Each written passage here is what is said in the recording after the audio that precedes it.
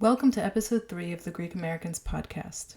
On this episode, I am joined by Father Chrysostomos to talk about his journey into priesthood and his thoughts on Greek Orthodoxy.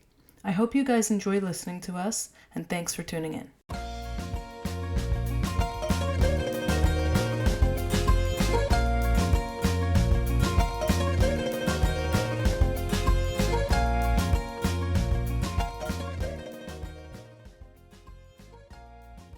So I want to say hi, Father Chrysostomos. How are you? Hi, Maria. I'm doing great. How are you? I'm good.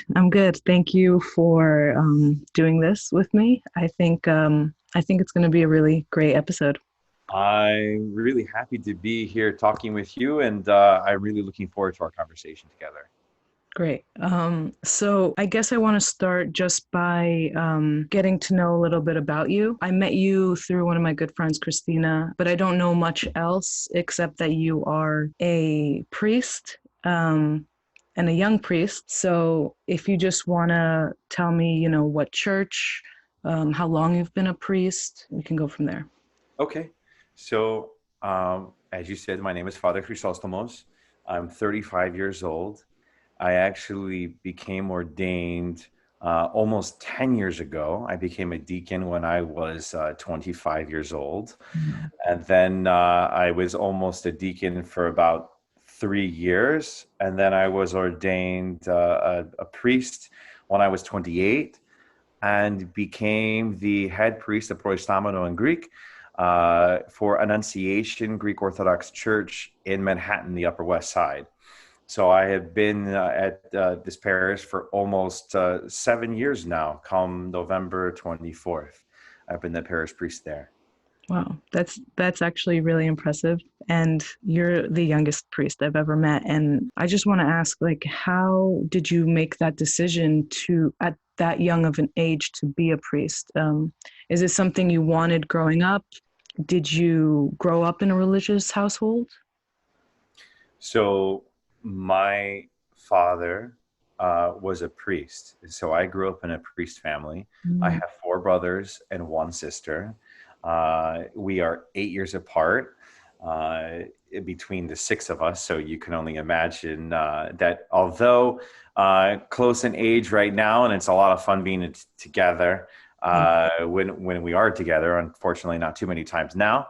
But we had quite a household when we were kids with our parents, and definitely, with my dad as a priest, and of course, there's always the, the front the front burner of being a Greek Orthodox family, that first family of a congregation, right? Mhm. Because you're always looked as that example, Yep. and we'd act, and people are always watching, Yeah. but our house was really a Christ-centered household. I definitely would say, where we really, our parents really instilled Orthodox values and the love of Christ in our home. And so, definitely, as a young boy, I am told, and I remember slightly, that all I wanted to do was become a priest. And so, when I was, let's say, 5 years old, I remember the other people say earlier that I said, "Oh, I want to become a priest," but that I wanted to become a celibate priest. And Mhm. so I knew from that age that that's what I wanted. And as the years went on, the love of the church grew in my heart. And I loved especially the church music. Mhm. And I became my dad's chanter at 11 years old. Oh, wow. How this happened is that we were at a very small parish at the Assumption in Greek Orthodox Church in Price, Utah, and my dad had no chanter, and something had happened. I think the choir director had become ill and couldn't lead the choir anymore. Mhm. So my dad was doing these liturgies all by himself. And I'll never forget, it was in that summer of 1996 when my mom goes to my dad, Christopher was my name at the time. Christopher really knows all the liturgy. Why don't you have him, chant the liturgy for you? So August 15th, the feast day of the parish, comes along in 1996. And there I went up to the chanter stand and had my first liturgy. Of course, everyone is astounded at the fact that an 11-year-old could chant the liturgy, let alone in Greek. Of course, there was a couple of different hymns that I didn't know. And I had my dad chant, and I went in and did my altar boy thing because Hmm. I had been an altar boy for all those years before since I was 5. Wow. So, but I loved the choir, I loved the music of the church. And then because people from the choir had seen me become the chanter, they asked me, "What can you lead us?" So I became the choir director at 12. So Wow. yeah, it was something that I really, really loved. And of course, as the as time went on and high school came, it became a very serious discussion that I wanted to go to Helena College Holy Cross, where my both of my parents went and met, and then later married. Uh, as a result from their meeting at Helena College Holy Cross, Mhm. that was the road that I wanted to take as well, as to become a Greek Orthodox priest. So I went to Helena College upon graduation in 2003, graduation from high school, that is, and then I attended Holy Cross Greek Orthodox School of Theology. Um, uh, of course, uh, I didn't let the 5-year-old in me say, "Oh, I want to become celibate," and that was the end of that story. It was, you Mhm. know, of course, you have to search the depths of your heart, and to, I dated, and but I felt that as the calling for me, and I believe it is definitely a calling that one to live the celibate life and not to become married. Um, a lot of the times I get asked, well, how can you live as a celibate? And my response is, well, why did you want to get married? Because it's Mhm. something that we feel is given to us from God, right? Mhm. Whatever we do in life, we're called to do. And part of that calling for me, I believed, and I still believe, and my parents were 100% behind me then and now, that this was part of God's plan for me to be a celibate priest. And so when I graduated Holy Cross in 2010, I began putting my paperwork in for ordination. And then the following year, 2011, I was ordained a deacon, in which I went to worked for a brief time for the metropolis of San Francisco for His Eminence Metropolitan Gerasimos, and Mhm. then went to Greece for a year, and I was a second deacon for a metropolitan there. And then I began working for the Archdiocese here in New York City, where I was assigned in the office of the Chancellor, working for the rebuilding of St. Nicholas that we all know is still Yes. going on. Mhm. And then I was ordained a priest in 2013. Wow. Uh, so Yeah. here we are. The years go by so quickly, Yeah. uh, yet it still feels like yesterday. But I love uh, my life. I feel that my life is not something of a work or a job. It's just it's I love being with people. I love ministry. And this is something that I wake up every morning and can't wait to do. So I feel very blessed to be able to do that. Because also too, within my own conversations with people, you always find people who say to themselves, you know, I do a job, but I'm not happy with my life, and I don't love my job or what I do. So I feel myself for myself very blessed to be able to um, do something and to answer the call in my life uh, to do the will of God, whatever that may be for me. Yeah. Wow. That I have so many questions. First of all, I want to say that's an amazing journey to know from a young age to have that calling in you. I don't know what it feels like, but it sounds amazing. And I mean, I do think that people are put on this earth for a specific reason. You might not know your reason right now, but for people that do and that like know it within them and feel it, I think is so great. And I'm jealous of you a little because what you were saying before, people don't like their jobs. Not that I don't enjoy my job, but I don't know if it's something that I'm meant to do. But I've found that I can do hobbies that will fulfill my life that way.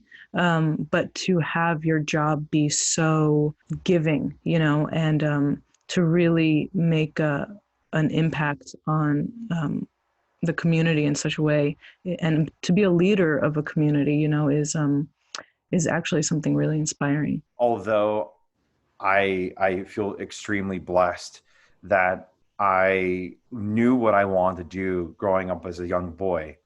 I think that we're always in a state of learning, a state of becoming. And whether or not someone knows at whatever age that they are what they want to be in life, I think that that's something that is always expanded. And I don't believe that anyone who doesn't know exactly what they want to do, whether coming out of high school, let alone being a 5-year-old telling you exactly where they see their life, but even in their 20s and 30s, life is something that is always developing. Mm-hmm. And I feel that who you are today is not necessarily who you will be tomorrow. And you have to believe that whoever you are today is made for you in order to be what you'll be in the future. And so never be discouraged or ashamed because I should be in one place and I'm not. Mm-hmm. God will always open the doors necessary, and you always have to believe that you're in the place that you're supposed to be for a reason. Reasons that you may know, and reasons that you may not know. So, take heart and put your trust in God, and say, wherever I'm supposed to be, God, I'm here to do Your will, whatever that might be. And we can't underestimate our role and the power of ourselves in other people's lives. I Mm-hmm. think it's very important for us to realize that we have an impact on people, even when we don't think we do. And I've seen that so many times, even within my own ministry, people you don't even talk to, very often, or people hear about you. Now we have a social media presence, right? Mm-hmm. Someone said to me one time, Father, you're like a celebrity. Priests are celebrities. And it's like people know us before we know them. And that's why it's so important for all of us, whatever aura we give out, whether we as priests or even as the lay people, that we are an example for those around us. And if we can make the world a better place by the example and the willingness to help and to love our neighbor. Yeah. Yeah. Thank you. That was very wise, and actually reminded me why I really like going to church. And it's because of the priest's sermons, sermons that priests give are very inspiring to the people. And I think for me, that more than anything actually keeps me going back to church. Just listening to priests break down texts and having them apply it in our real life. And I think you can learn a lot.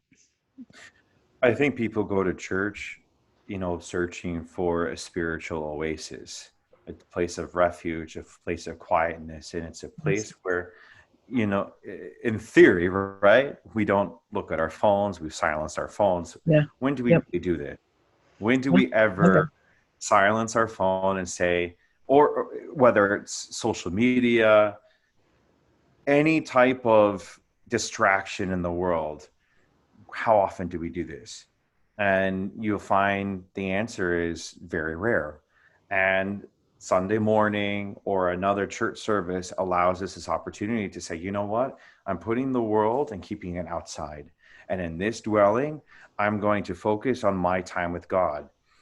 Um, One thing that's really very nice in our camps across the nation, many of them do what's called Alone with God, and where they take after the morning matins or Orthodox service, they have at least 10 minutes where they open up their Bibles or even just sit quietly just to have that meditation with God, that prayer with God, that conversation. How often do we do this? in our own daily lives? And probably the answer from all of your listeners would be we don't. Why? Because the moment we get up, we look at our phones, we see all the different emails and messages, and someone needs this from us, and someone needs that from us. And, as soon as, well, we immediately go from sleep to work. We have this routine of a shower and brushing our teeth and combing our hair and going through a routine that we have, but we don't set aside time for ourselves and our time with ourselves and God to be able to say, you know what, God, I have so much going on this day, or I'm dealing with a lot. And a lot of the times, the answers come when you're silent. Yeah, you're right. That that is when the answers come, and that's God talking to us. If we're allowing this noise in the world to overtake us, can you hear that answer? No. If I had two people beside you screaming at you, can you hear your own thoughts? No. Yeah. No. Of Yeah. course, then you haven't become anxious and have anxiety and fears when all you wish to have is peace and a calm feeling within your heart, right? We Yeah. all want our hearts to be calm. And when they're not calm, our lives are what? They seem like the world is falling, the world is a mess. Mm-hmm. In our divine liturgy, how many times does the priest say, Irini pasi, peace be with you? Or any other time in the liturgy, peace, peace, peace. We all desire peace. And that can mean so many different things to so many different people. So I think we have to pray for this peace in our lives in order to find the serenity and the necessity of having this peace in order to calm our souls. Yeah. Yeah. I mean, that's exactly it. And I think it's funny because people, it's like the church knows this, and has known this, but people forget. And then we try to reinvent ways to do things that we've already known for years, for thousands of years, we've known this. I feel that I'm lucky that I have been brought up in a religion to find that place, and yeah, maybe as I was going to college, maybe I stepped away from the church, as I think that a lot of younger kids tend to do these days. But to know that the church will be there for me when I'm ready to go back, and to find that time with God and to have that peace, um, is really, it feels like I'm not alone. This reminds me of the parable of the prodigal son. And the prodigal son is, if we remember, is that the father gave all the riches to his son. And then the son, what does he do? He goes out into the world. He spends all his money and basically is poor without any money. Let's say that he literally has lost everything. And then what does he do? He runs back to his father. And Mm-hmm. who is his father? The father represents God, and we are the prodigal son. So the important thing for everyone to remember is that no matter how far or away someone feels that they have drifted from God or from the church, that God is always there to open up his arms without any questions. And that's important within the parable too, is that the father receives the running son to him without a dialogue, right? When Mm-hmm. we as children, uh, you know, uh, did something we weren't supposed to do with mom and dad, right? Like we talked back or we got in trouble of some way. At some point, what did we do? We start crying and we go for a hug, right? Mm-hmm. And all we wanted was mom and dad just to tell us how much we're loved and that it's okay. And that we learn from those mistakes. And sometimes we might become the prodigal son, not just once, but twice, but 3 times and 4 times. And for everyone to know that the church is always there and always open for anyone who wants to come back into the fold. But God, even with those people who are lost, God doesn't abandon them. God doesn't abandon us, no matter how much we in our lives have decided to abandon Him, and however we live our lives, that God is always with us. And so that we have to keep this in mind, and sometimes we have to learn the hard way in order to learn that simple thing, that God is always with us. Do you see a lot of younger of this generation? Do you see them leaving the church? Like, is it very clear to you from your position? In reality, we grow up in our families, right? And we learn from the example of our mom and our dad. Mm-hmm. And my mom likes to say this line: whatever the child learns, the adult doesn't abandon. Mm-hmm. So it really starts where? It starts from the home. Yeah. The priest only has your attention for how many minutes on a Sunday morning? Depending on how early you get there, how late you Yeah. get there, depends Yeah. on how much a person takes in, right? Mm-hmm. But the rest of the time, when you're a child, and then become a teenager into your college years, you're under the guidance of your parents. And so however the parents teach the Yeah. children will decide that this is what they want or don't want. Mm-hmm. Now, at the same time, there might be parents who taught their children really well, and then their children still leave the fold a little. But the important thing is that for them to always know, regardless, that they're always welcome back into the life of the church, no matter where they are. Where do we see um, young adults leaving the church? Um, I see them during their college years, this wanting to be independent. They're learning how to be adults in the world, and they are learning that they have to make their own decisions Mm-hmm. and decide who they are. And so a lot of the time you see young adults who choose to be a part of it or choose not to be a part of it. Mm-hmm.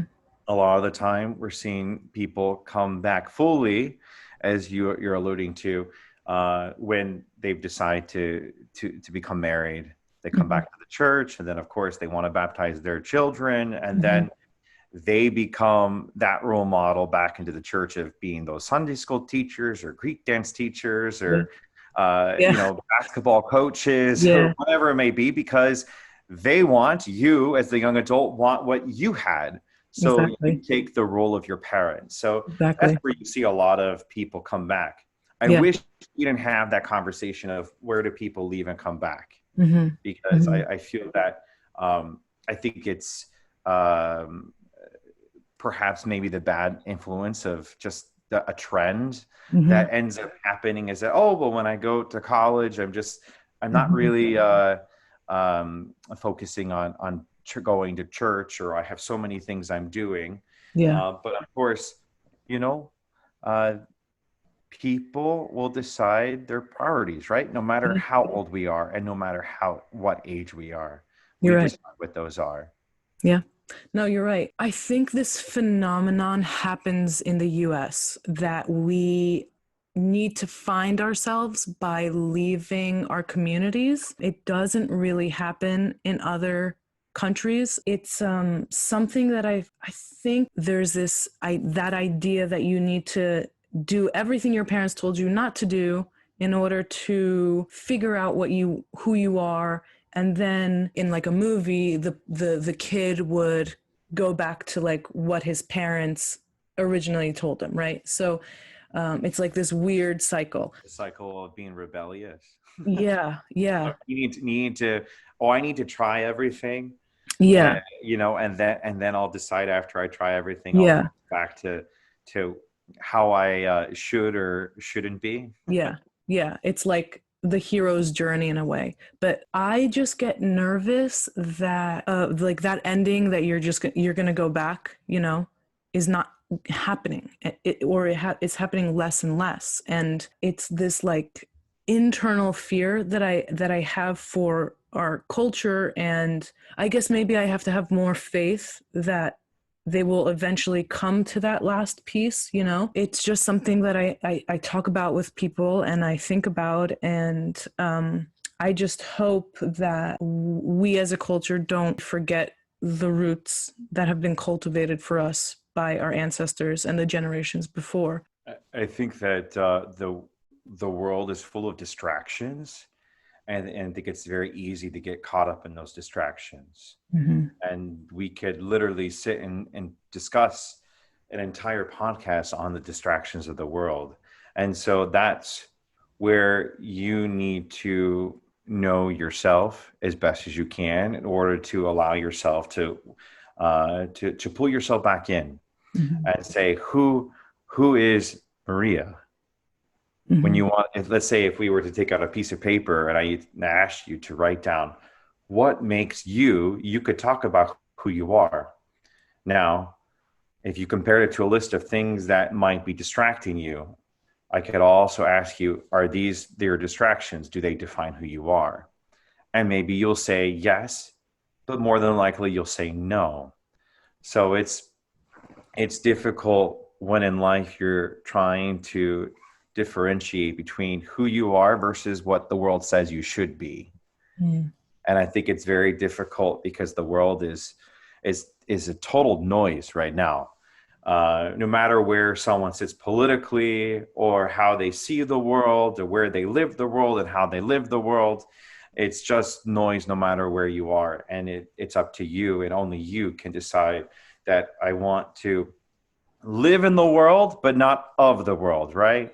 Which is what we're all called to do. So I think that's very important that even if, let's say that we quote unquote live our lives when we leave our parents' nest, that we stay true to who we are, because who we are is also who our parents made us to be.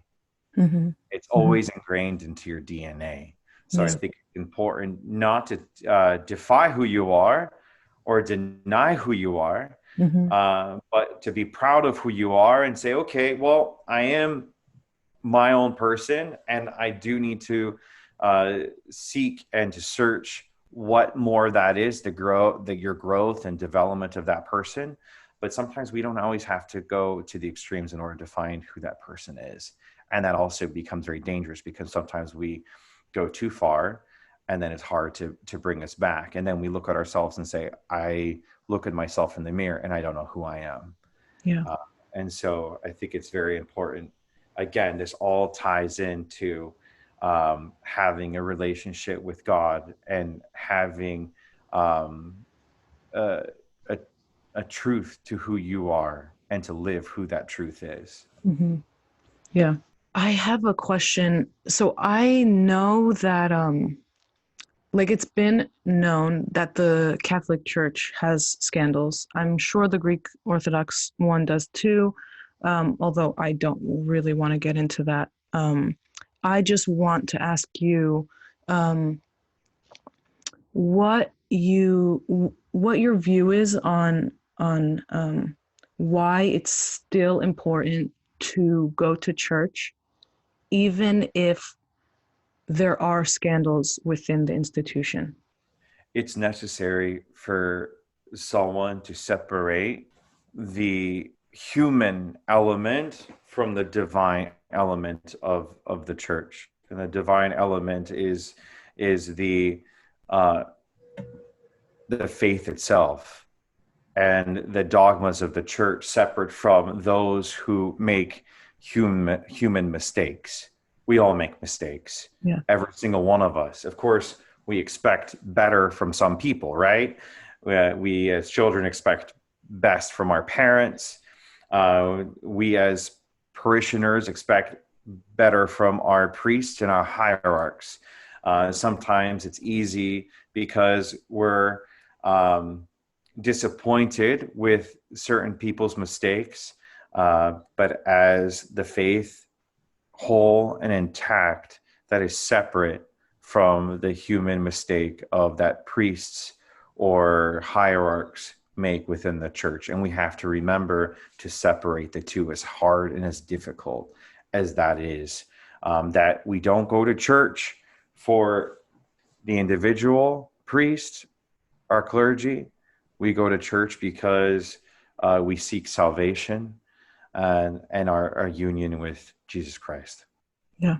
I I actually really believe that, and I'm glad that you put it that way. You're right. We do have to make a separation. It's funny because people are so quick to make separations about other institutions, but for some reason, the religious institutions get the most heat. We could break down almost every single institution that's ever created, but does that mean that we have to tear the whole thing down? No. I think you're right. It doesn't take away from God, and I think that it shouldn't. And there will be some links in the chain that might, become loose, but it's okay. We can tighten them again and keep going forward. So I really Through agree with. love and through forgiveness, right? Yes, And yes, none of us are perfect beings. The only perfect person is whom? Christ, God. yes, yeah. And so we have to remember that all of us are unfortunately susceptible to what? Making mistakes. Mm-hmm. And we do make mistakes. All of us make mistakes. No matter who you are, whether you're the priest or your mom or your dad or your friend or your relative, whoever it might be, is that we could be offending people without even knowing we're offending people, or we Mm-hmm. make a mistake or a transgression against someone and not have any idea. Mm-hmm. Uh, the important thing is that we ask for people's forgiveness and their love, Mm-hmm. and but then there's a choice. The choice is whether that person does forgive, Mm-hmm. and I think that's the important key Mm-hmm. into this entire discussion of how we make judgments versus scandals that might happen, Yeah. along with the institution of the church. Mm-hmm. And I also think that, it's really easy to criticize other people, but we find it sometimes hard to criticize ourselves. And I think that I'm under the belief that we have to fix our hearts ourselves first. We have to be careful who we judge and who we criticize because um, it's hard work to fix yourself. It's an ongoing process, and I think that everybody is in different parts of that process. And how do we do that within the church? We have the sacrament of confession. Mm-hmm. A lot of people think that it's just a place to detail sins. Well, we don't detail our sins in terms of this instance I did this, and this instance I did that. We probably have done so many sins we have no idea. But the important thing is to be able to bring them to God and say, "Look, I need your help. I struggle with these things in my life, and I need your help." And to have that spiritual father, to have that priest, to be able to guide you and to say, I'm seeing this and this from our conversation, from what you're telling me, and hopefully he can guide you with something that you're able to perhaps, hopefully, a betterment of yourself and then your spiritual life. Because I Mm-hmm. think it's so important to have the conversation. There's this total fear in terms of what confession is, and I'm scared. Well, we're scared to talk about ourselves, right? We're Mm-hmm. scared to talk about our weaknesses and to look within ourselves and to have that introspection. And I think it's so important to be like, you know what? No, this is who I am, and this is what I struggle. But in order to get better, we have to diagnose the problems, right? We go Mm-hmm. to a doctor. Do we like going to a doctor? No, I don't like going to a physical, even though I have an amazing doctor, a general practitioner. It feels uncomfortable. Then you go through the process and the exam, and then afterwards you're like, wow, that wasn't so bad. Mm-hmm. And so I think we always need to have those checkups necessary in our lives, and then we can be better Christians and better people for the world. Mm-hmm. Yeah. I think when you put it that way, it's very compelling, and actually necessary. So yeah, that's, but see, like, again, I'm going to point this out. We have reinvented in this world new ways of um, solving issues that the people before us have already kind of solved, right? I don't want to compare confession with therapy, but I'm sure that a modern take on that, would it would be very similar in a way. No, you're absolutely right, and I say it to some people. I say it's amazing how much money people spend on therapy sessions, but in reality, what they talk about in therapy are things that they would be discussing in confession, Hmm. right? Yeah. Because they are, when you go to a therapy session, you're talking about your weaknesses, or these are the things you need to work on, or things you're struggling with, and that's what you do. What better physician than Christ to bring them to, and to say these are the things I struggle with, and I need your help. And so, of course, priests and therapists, they don't have all the right answers. Yeah. Some things come in time, and I think it's very important for us to be able to expose ourselves, Hmm. Hmm. which is very a difficult process. But I think that it's necessary in order to be able to heal and to, again, like I said, become better people Hmm. Yeah. Agreed. for everyone Um, around us. I think it's essential. yeah. Now with COVID-19, the church doesn't have those fundraisers that it had before. The members that go to church have decreased. Is the church dealing with it on an individual level, like each church for itself? Are there talks with the higher ups on how to deal with this as a whole community? I don't know how the church is broken down with metropolitan areas, or I don't know the structure, but maybe you could shine some light. Of course. So for me specifically, I am the vicar of Manhattan and the Bronx. I'm directly under the chancellor, and of course, above him, the Archbishop of America. And from the beginning of the pandemic, my job was to make sure that these parishes under Manhattan and the Bronx were in a position to be able to deal with the pandemic. There are things that we had never dealt with before. Nothing will ever replace the in-person experience of worship, but it is right essential, for those people that might be shut-ins, or people like yourself that are working and that can't come. And that is something that a lot of these parishes across the nation were doing. Live streaming became essential, and not just an optional thing, and being able to live stream to their parishioners and other people that wanted to tune in, to be able to have a worship experience of some kind of normalcy.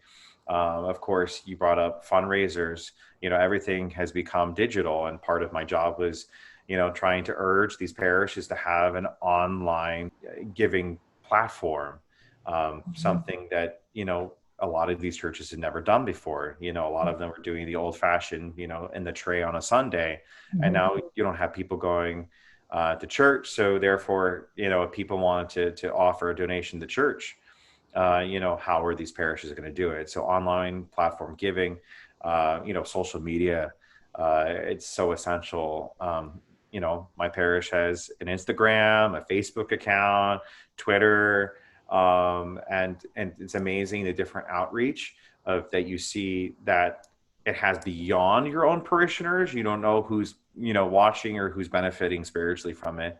And it's always nice to hear those types of comments from people like, oh, I follow you, or that quote really helped me today that you posted, or you brighten my day by putting up these types of audio clips of, we have an amazing choir at my parish of the Annunciation, and my chanter, and so we you don't know who you're ministering to. And I think that especially during the pandemic, is that ministry became a different type of ministry, one that we couldn't rely on in-person attendance, and find other ways to be able to reach people.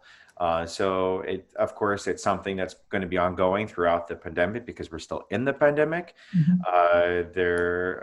God willing, a vaccine can be found sooner than later. But even then, What is the future hold for us? We don't know. We go day by Mhm. day.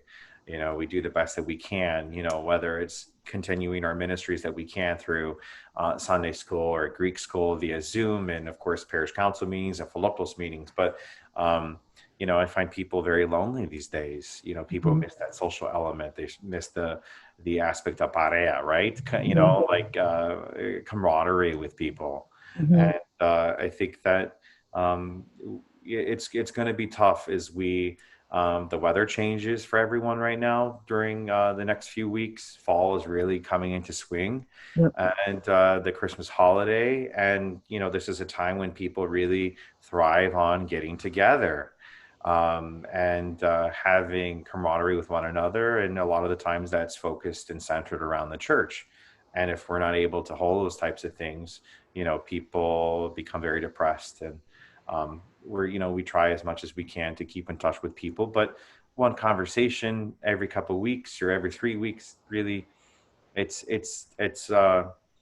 that people thrive more than that. But of course, you try to do as best as you can for everybody. So Yeah. we just have to find what the new norm is, and the new normal for everybody, and just do the best we can as leaders, and of course as parishioners. I mean, we need your help just as much as you need us. Yeah. We can't do this alone. We're all co-collaborators together, and I think it's very important for all of us to remember that. You know. Mhm. I think COVID really has given people the time to put things in perspective. I think we take a lot of things for granted.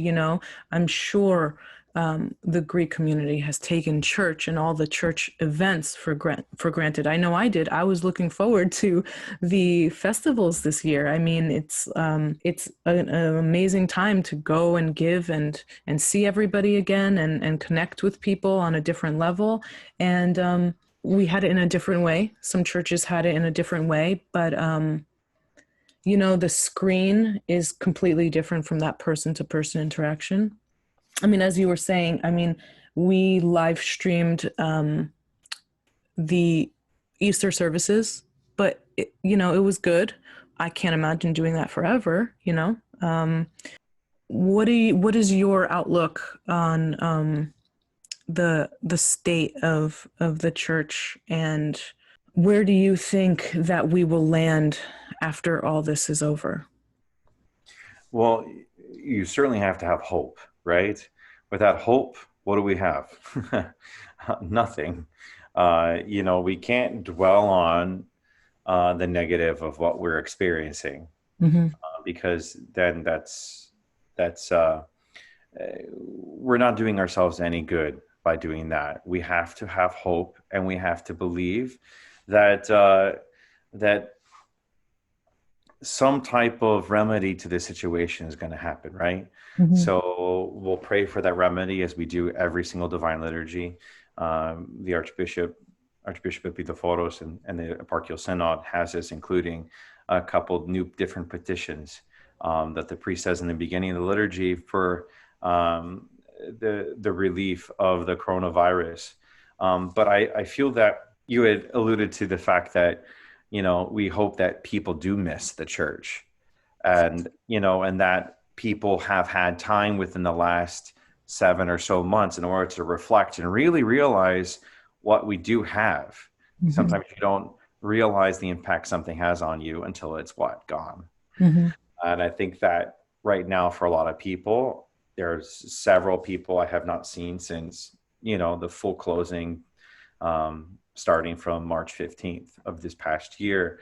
There are people still who haven't come. There are several people who are nervous about coming, but then there are also people, from another standpoint, they've become complacent. Sometimes it's easy to say, well, now I have a busy week and I can watch it online. I don't have to go to church. And now we're trying to, try to figure out a way in order to convince people or inspire people to come back to church and Mm-hmm. say, hey, we're open, we're doing ministry, we're socially distanced, and we're following to the best of our abilities, in order to keep people safe Mm-hmm. from all aspects.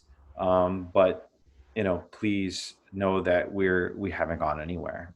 I Mm-hmm. think what's important for people to know is that the church is still there. The church has been working even during the entire pandemic, Mhm. uh, and that we have not stopped helping or praying for people through this entire period of time.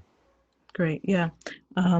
That's good to hear. And, I think I'm really happy that I had you on because the Orthodox faith is such a integral part of the Greek culture. I think sometimes we can become cynical about it and we can forget.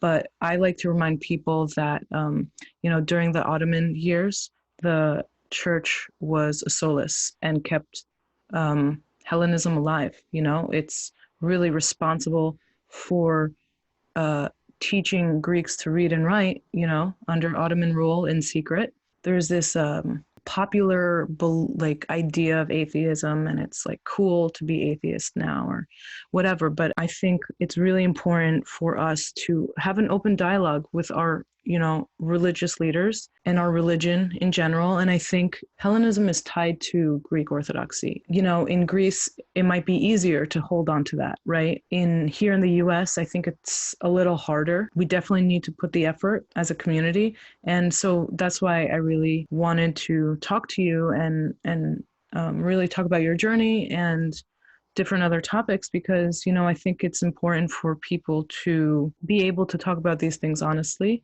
and not in a cynical way. So I just want to thank you for your time. Is there Thank you anything very else? much. Yeah, of course. Is there anything else that you want to add before we end?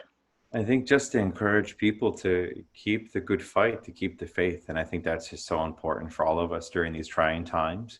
The way the world is today, our nation, and the state of the world health wise, we really can be distracted and be uh, disheartened by the way the world is. And I think that it's important for us to keep focused on what we need to focus. And once we do that, then we block out the world and we focus on what's the most important. Thank you, Father. Thank you very much, Maria. I really enjoyed this podcast with you, and you'll always be in my prayers.